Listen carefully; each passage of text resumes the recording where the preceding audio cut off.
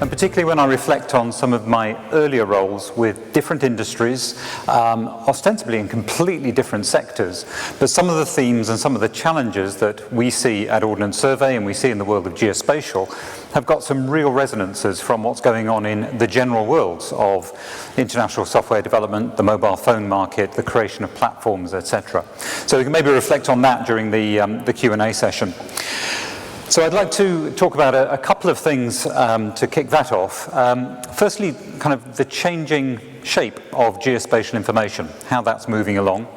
And then secondly, how we at Ordnance Survey are looking at understanding it, looking at investing in the next generation of geospatial information, and how that fits us to support not just a smarter Britain, but also share that with colleagues more widely across the globe.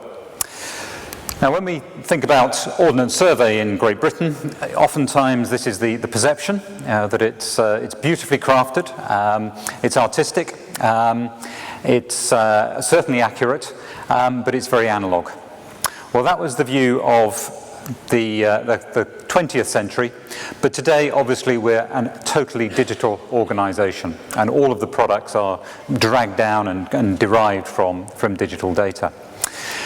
And when we think about how we're serving it into lots of different use cases, but broadly into 3 different segments.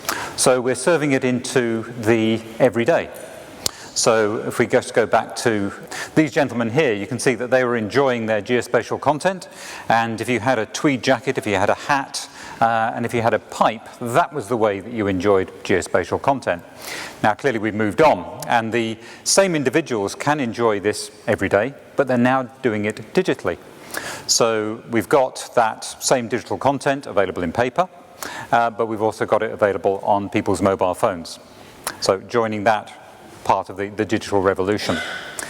We also serve enterprises, and serving the insurance community, the huge and ever-increasing internet product delivery side of things is a major part of what we do, and a huge amount of the value that we can create with our partners and with our customers. We serve government agencies whose needs are changing. So whether it's planning in an increasingly congested Great Britain, whether it's planning the future for autonomous vehicles, whether it's managing, looking through the needs of the transport system, all of those are things that we're supporting. And then finally, we're supporting a network of partners, which is where some of our business model experience comes from.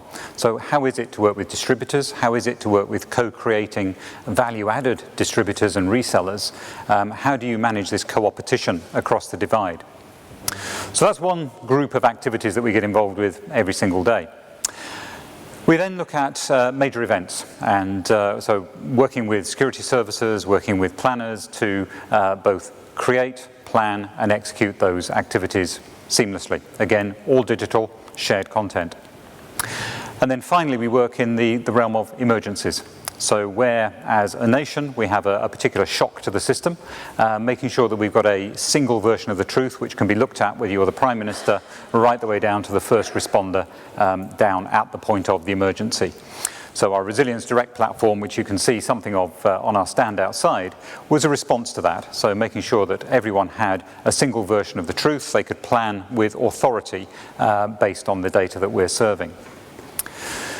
And that was particularly widely used in the course of the last year where we had the flooding in Great Britain. Now, creating the business model to allow all of those different aspects to flourish is something of a challenge. And so we've got a range of different business models which stretch from a single public sector mapping agreement with 4,000 to 5,000 individual organisations able to pull down data freely, to share it freely, to derive data, and you work with their partners freely. All of that is one business model. We then have others, freemium models, which allow developers, individual developers, corporate developers to experiment. And I'll talk a bit more about experimentation. And then we have an open business model. So where we have what we are told is some of the best open data in the world made freely available, whether it's topography, whether it is networks, whether it is places, all of that freely available. So we've existed inside a range of different business models, as well as the kind of traditional sale of content.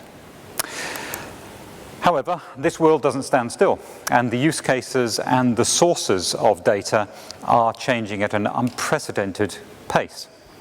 And that's obviously having an impact then on how you choose to serve it, how you choose to monetize it. But one of the first things you need to do is understand it. What is it in these disruptive themes? So in OS, as well as coming to valuable conferences like this and talking to colleagues and obtaining the kind of the academic research which we participate in, there's no substitute for actually rolling your sleeves up and getting your hands dirty to understand what's going on inside some of these disruptive trends. So what we've sought out is the opportunity to participate. So proofs of concept, experiments, sandpits, sandboxes, call it what you like. They're early examples of what could become a very pervasive theme running through geospatial. And you've got some examples up there. So the big data revolution, the multi-sensor revolution. How do we participate? How do we help man to machine? How do we help machine to machine learning to go on? And how do you tariff that? How do you manage that such that you're actually recouping your investment? We've then got a world where there's ever more frequent shocks, so getting involved more with the resilience type activities. And so on and so forth. Autonomous vehicles, how is that going to play out? Well, no one really knows, or if they do know, they're probably keeping it very tightly guarded. But we're going to participate and understand a lot more through a number of proofs of concept. So in this case, a government organisation, Innovate UK, has set a competition. There's 7 different organisations who have come together from the world of academia, from transport, from the satellite catapult, from Ordnance Survey, and also from a part of Britain, Greenwich, to look at, well, what are the implications of autonomous vehicles? What can we learn? And what are the implications for each of our organisations, both technologically, organisationally, and financially? But the couple that I just wanted to touch on before I finish are looking at Internet of Things, smart cities. I would imagine most people in this room have heard of the Internet of Things and smart cities, but everyone has got a different view on how's it going to play out, who's going to make the money, where the benefit's going to be realised. And then the final one is probably the most worrying for most of us in this room, which is what's happening with innovation. Who's going to make the next breakthrough? So let me just talk a little bit about those two. So on the Internet of Things, true to our thinking around how it's good to get your feet wet in these things, we've won participation as part of a consortium up in Manchester in the northwest of England. And there's a consortium of very interesting fellow players. So we've got Cisco, we've got BT, we've got a couple of universities, we've got a couple of hospitals, we've got the transport hub, we've got the city itself, we've got social services, all involved in thinking through what smartening up a 4 kilometre squared portion of the city of Manchester is going to mean. And in case you think that this is some kind of greenfield site which is going to be kind of magically transformed into a Never Never Land, let me just show you the area that we're talking about. This is not Silicon Valley. This is not a greenfield experiment. This is a piece of post-industrial Manchester.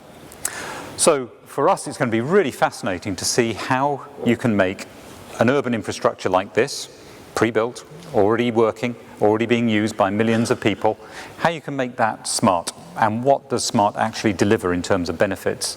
And for those people who are participating, whether you're in the sensor business, or whether you're in the mapping business, whether you're in the transport business, what does that mean to your business model? So first up, what we're doing is absolutely getting under the hood of the geospatial landscape that's sitting out there. So with intense overflight, 3D model, we've identified probably 150 different component types, content types that we're going to be capturing to provide a backcloth which then all of these experiments can take place against. So a kind of controlled area of Manchester where we can really judge what the benefits are. And once you understand the benefits, you can then start thinking about, well, whose business model needs to be adjusted in order to obtain financial reward for delivering those benefits. As yet, it's uncertain, but I think that's one of the really interesting things about being involved in this commercial and public-private type conversation that's going on at the moment. And it may well be a theme we return to as we learn going through the next month or year of experimentation up in Manchester. So that's one very disruptive conversation that's going on around smartness and the implications for all of us sitting here. As I said, probably potentially the more worrying and certainly less predictable is where innovation is going to pop up. So I was part, in my previous role as Chief Executive of Symbiont, I was part of leading a software organization to service Nokia, Sony Ericsson, Samsung, Ericsson, Panasonic, the major handset makers of the world. Where are they now? Well, they have been outcompeted. Their business models fell because of the rise of an ecosystem. So when we start thinking about, well, where could the next ecosystem be triggered from, it may not be a corporate experiment like this. It might be an individual experiment. It might be a Zuckerberg in the Harvard dorm room. So as Ordnance Survey, we've been encouraging entrepreneurialism for a number of years, not just internally, as we always do, but externally as well. So for the last 9 years, we've run an experiment, the Geospatial Challenge, where we've invited individuals in to put their best thinking against a particular problem set. And we've run numbers in the past. This year's one is all around water. Too much, too little, in the wrong place, too many plastic bottles. Tell us how you would solve this issue. So that's one way we've been encouraging innovation. The second way is around open data. So freeing up data sets which are of high quality and high availability and frequently updated. And those have gone down very well. But probably 18 months ago, Peter Tahar, who's sitting here in the audience, thought that we should probably go a little bit further. And rather than just delivering data and inviting experimentation, why don't we actually assist people? And that was what gave rise to the Geospatial Hub. So we've now got 540 individual members. We've got 40 corporate or small medium enterprise members, and it's a physical place. We've set it up in the east of London, so in quite a cool, somewhat I would say down at heel. It's certainly not down at heel now, it's certainly rising, corner of London, where we are providing a space where people can come, they can experiment, they can look at particular problem issues, and they can create either their own business or their own piece of insight, which then they can take further. And it's been hugely successful. We've now got our first couple of entrepreneurs who've taken their idea from nothing through to getting $4 million worth of seed corn finance. So I think it's an interesting area where we're beginning to observe that it's not just an ivory tower activity, inviting the broad population, inviting the citizen, inviting the entrepreneur inside. We're learning an awful lot about what could be disrupted, what are the boundaries to disruption, and how your business model needs to keep under constant review, how you're monetizing what you have been producing for decades, or in our case, centuries. And it's sometimes quite uncomfortable, going and sitting with these guys and learning that they can get content at the drop of a hat from multiple different sources. They can pull together a myriad of different open data sets, and they can create products that have never been created before, all from sitting in this one location and drawing it all down from the cloud. So I think it's a big learning experience for us in terms of agile innovation and what we need to be doing to be attractive to this next generation of entrepreneurs. So no doubt we'll talk some more about that. But just to show that kind of old-style cartography continues, this was one of our cartographers who, anticipating the fact that eventually we would be having probably the National Mapping Agency of Mars sitting in this room at some stage in the future, has decided that he would actually go out and map this. So we look forward to welcoming our delegates from Mars at some point in the future. But in the meantime, we've got to chart our way through some really interesting times and those kind of half dozen to a dozen big disruptive threats which are sitting out there for all of us. And I think we'll all be approaching with different degrees of fear, anticipation, and hope. So I look forward to having that conversation later on. Thank you.